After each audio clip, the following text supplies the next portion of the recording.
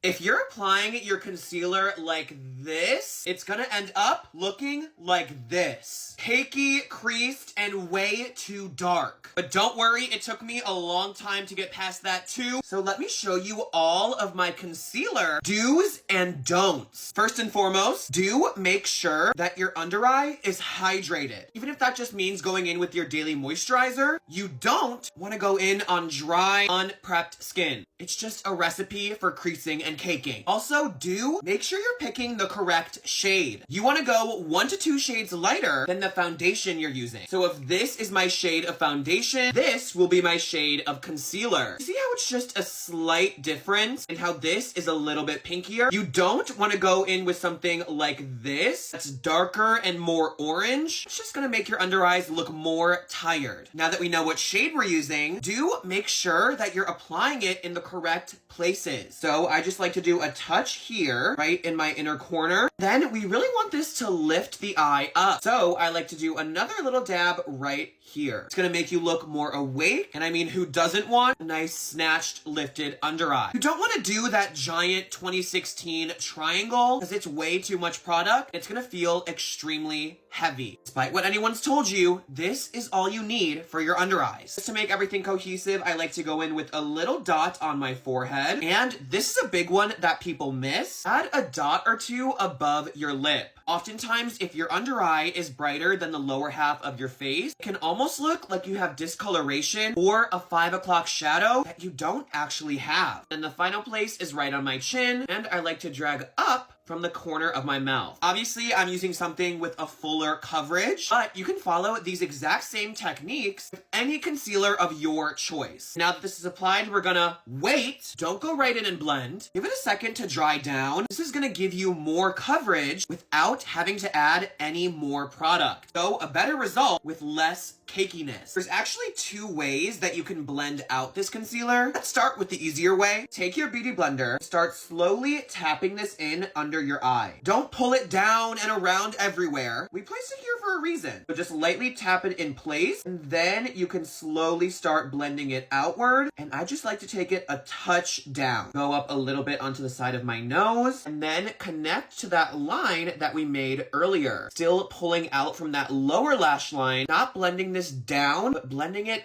out. Do not rub or blend like this. It's gonna take off the product and it's gonna end up looking super patchy and streaky. Now, if you have a little more time and you want to be super precise while keeping coverage, I like to take a concealer brush in this sort of cat paw shape. We're kind of using the same technique. The only difference with this is it's gonna make it a little bit fuller coverage and you're gonna have a bit more control of exactly where you're placing it. I honestly prefer the Beauty Blender. It's so much easier and faster. And I mean, with the finished glam, my under eyes have never looked better. Let me know down below if you have any questions. Okay, bye guys. Love ya.